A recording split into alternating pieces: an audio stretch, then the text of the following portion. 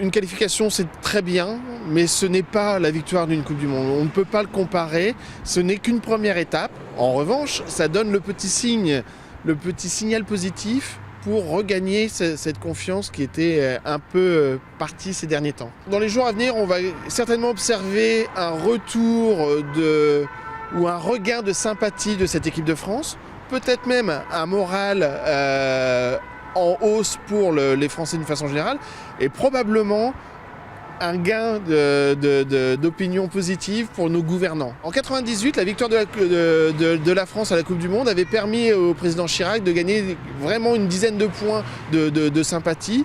Là, ça sera peut-être pas le cas pour le président, mais il gagnera des points de sympathie probablement, et on peut déjà voir qu'il a organisé sa communication dans ce sens-là, en faisant le parallèle entre une équipe de France qui était décriée, avec un public qui tardait à la soutenir, et un capitaine qui a su la remettre dans le droit chemin et porter cette équipe à la victoire. La victoire de l'équipe de France à la Coupe du Monde avait permis de gagner à peu près 0,7 points sur la consommation. Donc ça peut être très, très important. C'est certainement le meilleur contexte, le meilleur scénario pour la fédération, pour l'équipe de France, pour les sponsors, pour les diffuseurs.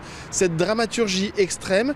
Et effectivement, il peut y avoir beaucoup plus d'engouement derrière cette équipe avec ce scénario-là qu'un scénario favorable, qualifié tranquillement, avec une victoire à l'aller, une victoire en retour.